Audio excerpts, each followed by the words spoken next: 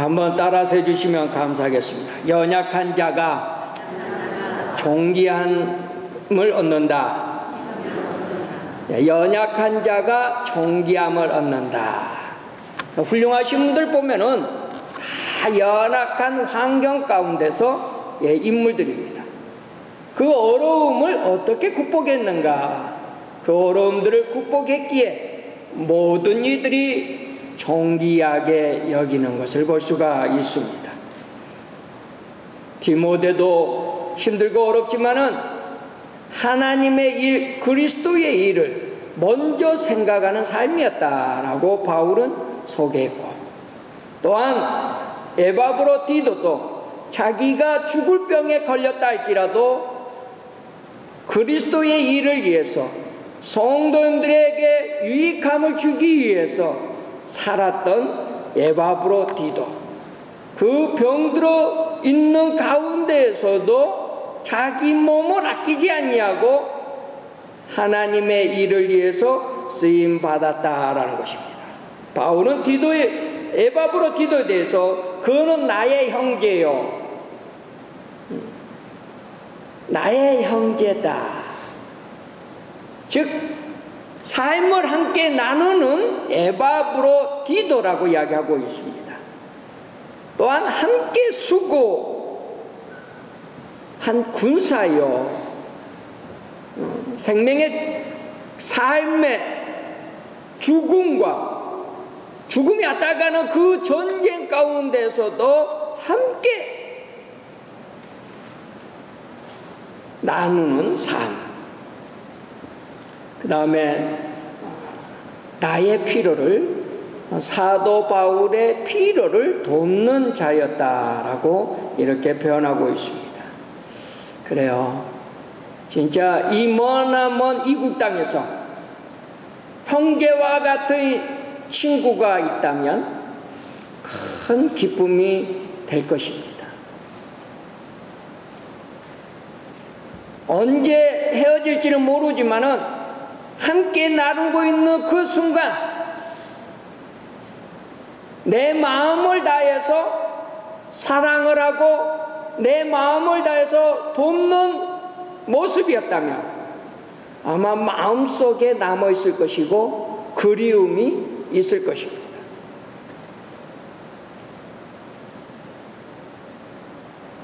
내가 이곳을 떠나면 그만인걸, 그 마음가짐은 나에게 복이 되지 아니하고 나의 삶 속에 어떤 큰 힘을 주지 않습니다. 비록 헤어질 수 있어요. 헤어지는 그 날이 온다 할지라도 다시 어느 날 만날 때에 서로 그리움이 폭발할 수 있는 그거를 기대하며 우리가 서로의 나눔을 나눈다면 훗날 부끄러움이 없는 만남이 될 것이다 라는 것입니다.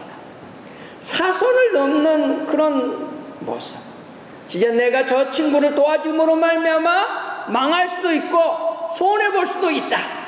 그렇지만 그가 도움이 필요하는데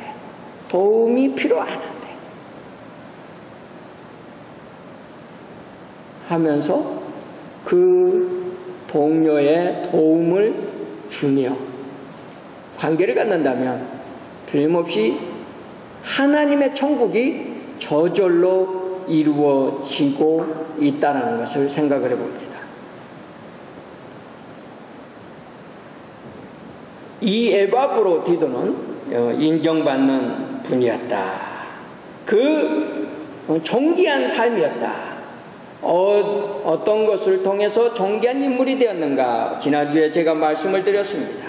26절, 27절에 보면 죽을 병에 걸릴 정도로 연약한 모습이었지만 하나님이 살려주셨다고 소개하고 있습니다. 또한 30절에 보면 그는 연약하지만 자기 목숨을 돌아보지 않고 뭔가 하는 일에 쓰임받는 존재였다라는 것입니다. 그런 인물이 되고 귀한 존재가 될 수 있는 것은 절제하는 능력이 있었다는 겁니다. 절제하는 능력. 그래서 연약하신 분들은요, 항상 조심합니다. 연약함을 깨닫는 것. 우리는 다 연약하죠. 연약하지 않는 분 이 세상에 한 분도 없어요.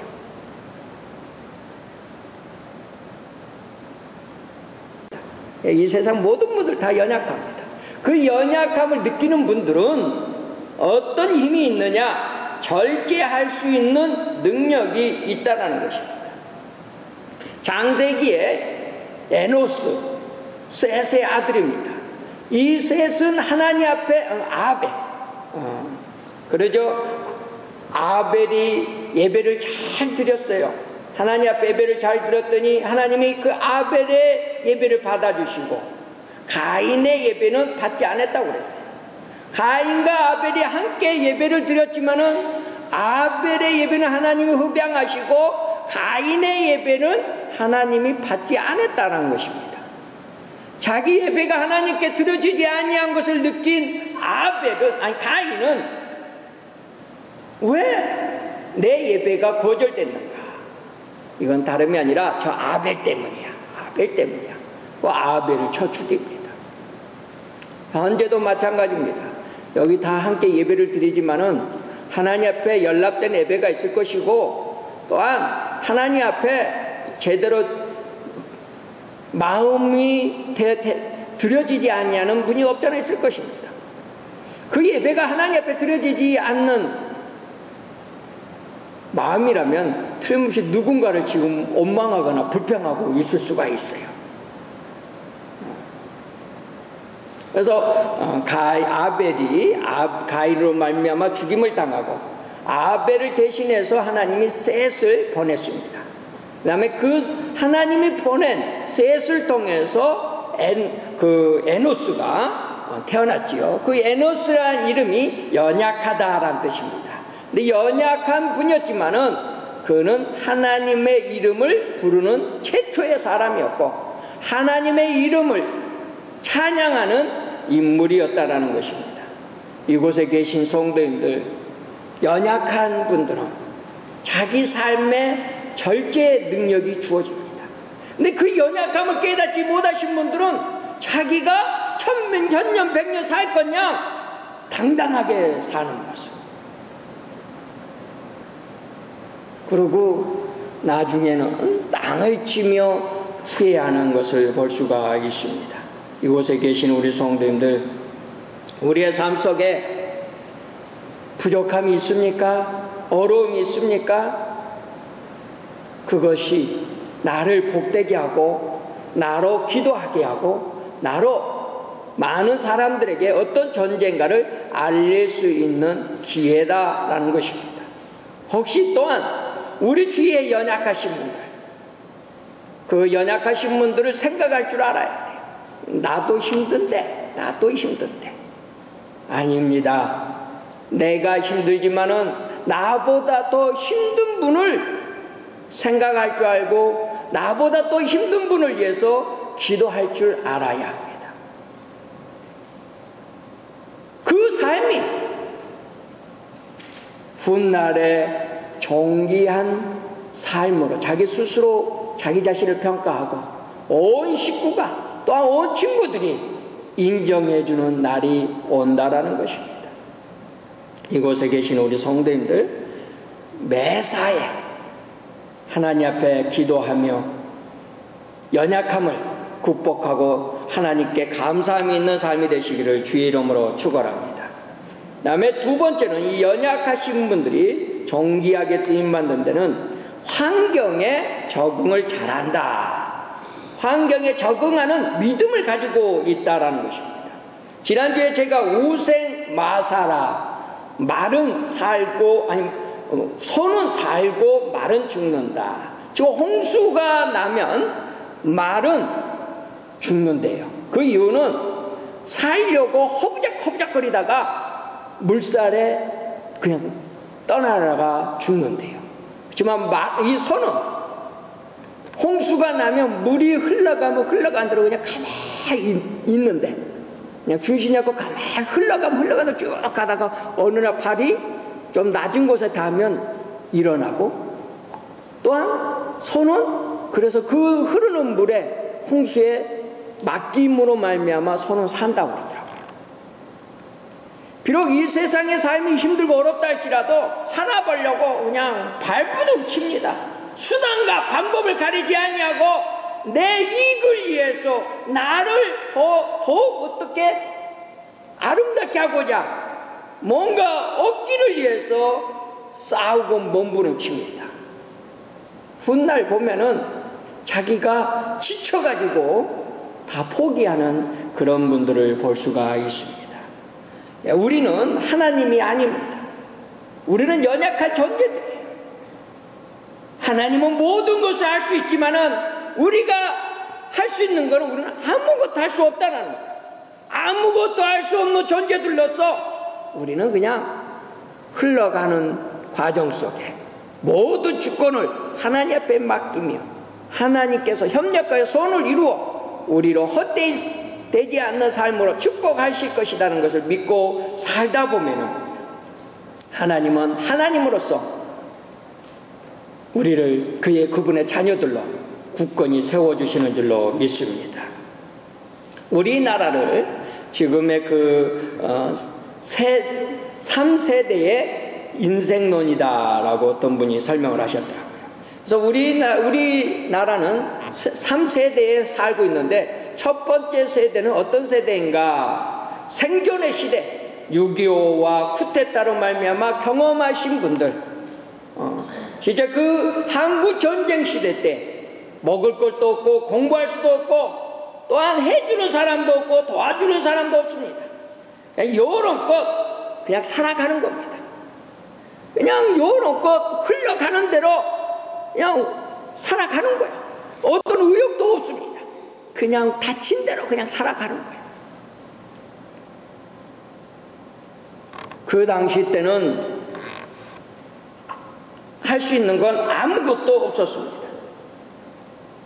그렇지만 그 당시 때 교회가 부모 역할을 하고 교회가 힘든 어려운 그 환경들을 교회가 붙잡아 주었습니다.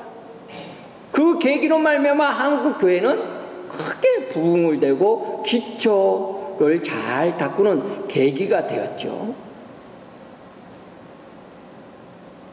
우리나라의 그 6.25 당시 때의 사진들을 보면은 야, 저렇게 살았구나 할 정도의 모습입니다.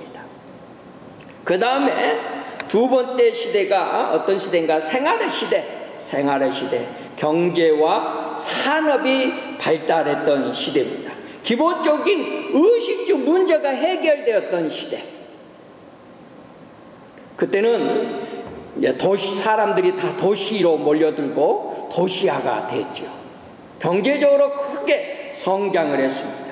그런 것과 함께 교회들도 크게 웅장하게 세워졌습니다.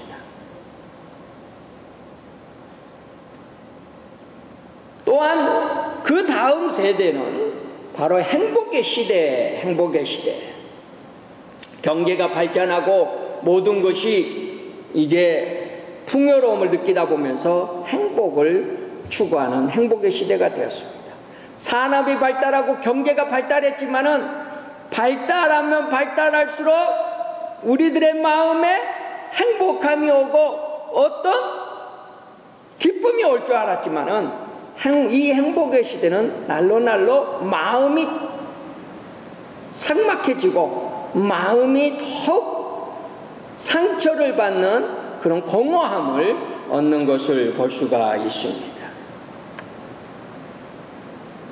전쟁의 시대, 경제의 시대, 행복의 시대. 그 당시 시대 때마다 살아가는 방법들이 다 달랐다라는 것입니다.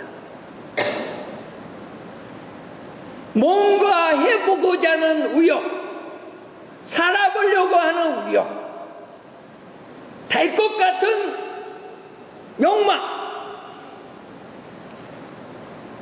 그 모든 것들이 더욱더 삭막해져 갔다라는 겁니다. 저는 이 에바브로 디도, 그는 병들었다 할지라도 그 병든 것 대해서 원망하거나 불평하거나, 누구는 건강한데 나의 인생은 이런가? 왜 나의 인생은 날마다 이렇게 꼬이는가? 하는 그런 원망이나 불평 없이 꼬였을 때는 꼬였구나. 또한 잘 될 때는 또 숨 쉬는 날도 있구나 하는 이런 여유로 환경에 적응을 잘하는 이 에바브로 디도를 볼 수가 있습니다. 오늘 추수감사주일 우리 영원 목사님께서 말씀하시기를 공중의 새를 보라, 들의 백합화를 보라, 또한 하루 있다가 아궁에 던져지는 들풀을 보라. 그들은 염려 없이 하나님이 다 입히시고 책임을 진다라는 것입니다. 새들은 바람이 불면 바람이 분 대로, 태풍이 오면 태풍이 온 대로 그 환경 속에서의 삶, 하나님께서 그 새들을 다 먹이신다고 그랬습니다. 백합화, 그들 길쌈도 하지 아니하고 솔로몬의 왕의 옷보다도 아름답다. 가꾸지도 않지만은 솔로몬의 옷보다 아름답다라고 이야기합니다. 또한 내일 하루 이틀 후에 아궁 속에 던져지는 들풀도 하나님이 책임을 지셨다라는 것입니다. 그러면서 마태는 6장에서 하나님께서 새를 책임을 지고 백합화를 또한 하루 있다가 아궁에 던져지는 들풀도 하나님이 가꾸시거든 너희 일까 보냐? 염려하지 말고 하나님께 맡기고 너희는 먼저 그의 나라와 그의 의를 구하라. 그리하면 이 모든 것, 너의 삶 속에 필요한 모든 것을 공급하여 주시리라. 꼭 이렇게 말씀하고 있습니다. 우리는 생활이 다르다 할지라도 그 다른 환경 속에서 적응하는 능력을 가져야 한다. 6.25 시절 때는 6.25 시절 때대로 그곳에서 그냥 가는 거고, 경제시대 때는 경제시대, 또한 행복의 시대는 행복의 시대. 그렇지만 어느 환경에 있든지 간에 기중한 것이 있습니다. 하나님이 책임을 지시는 그 신앙 고백을 가지고 살아가느냐,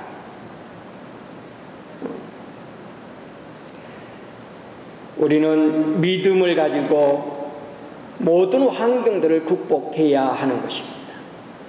우리가 잘 아는 이론, 그 노벨 물리학자 아인슈타인, 그 아인슈타인이 세미나를 인도하러 다니는 중에 스케줄이 너무나 많이 있습니다. 스케줄이 너무너무 많다 보니 피곤하고 지쳐서 어쩔 뻔 알지 못하는 거예요. 그런 중에 그 기사가 그럽니다. 박사님 이러다가 몸이 상합니다. 어떻게 그렇게 강의를 다 할 수가 있겠습니까? 내가 박사님을 몇십 년 동안 이렇게 모시고 다니면서 박사님의 강의를 많이 들었습니다. 제가 박사님의 강의를 다 외웠습니다. 박사님처럼 제가 할 수 있을 것 같습니다. 그러니 박사님은 쉬시고 내가 박사님의 이름으로 가서 강의를 하겠습니다. 그래서 아인슈타인이 그러냐? 그래, 그럼 네가 강의를 하고 나는 뒤에 앉아 있겠다.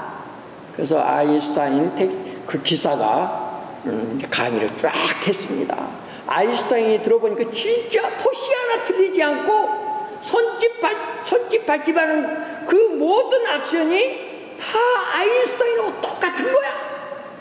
학생들도 전부 다 아인슈타인인 줄 알고 다 강의를 들었습니다.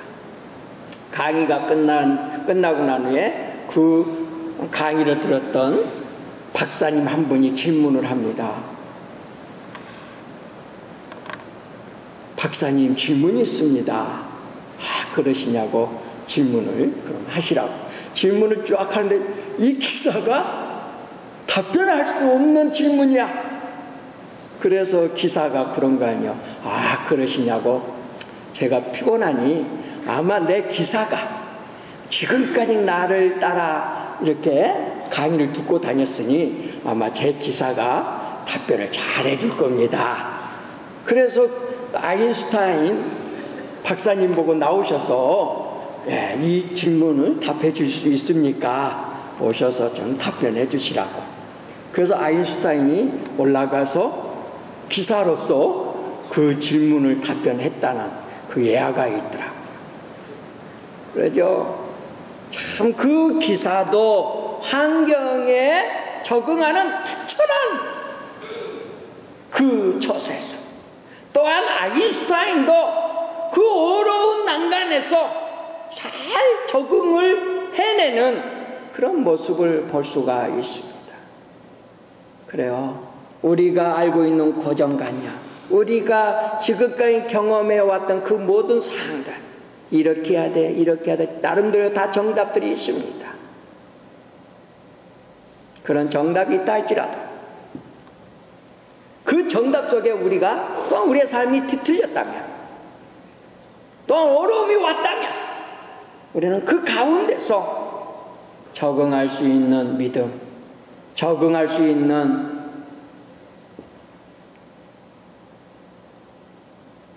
기도의 삶이 될 때에 틀림없이 우리 성도님들은 하나님 앞에 감사함 있고 찬양이 저절로 나올 줄로 믿습니다. 여기에 보면 우리의 삶,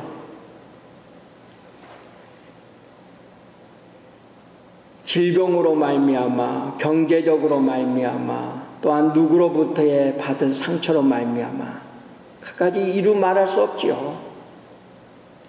그 어려운 환경에 처하여 있다 할지라도 내가 지금 어떤 일을 하고 있는가? 내가 지금 어떤 일을 하고 있는가? 이 에바브로디도는 그리스도의 일을 위해서 자기가 섬기고 있는 바울 목사님을 돕는 일에 자기의 목숨을 아끼지 않았다는 겁니다. 우리는 진짜 우리 주위에 있는 누군가에게 돕기에 아끼지 않고 투자를 한다. 그 투자하기 위해서 내가 투자하면 나에게 얼마나 돌아오고 나에게 얼마나 유익함이 있을까? 이 계산은 절대 맞지 않습니다. 이 계산은 평생에 하나님의 나라를 체험하지 못하게 되어져 있습니다. 진짜 하나님의 돕는 은혜를 맛보기를 원하십니까? 그렇다면 한번 그리스도의 일에, 그리스도의 인도하심에 한번 동참해 보시기 바랍니다. 그렇다면 틀림없이 우리 성도님들의 삶 속에 하나님의 협력하여 손을 이루는 기적을 맛보는 귀한 믿음의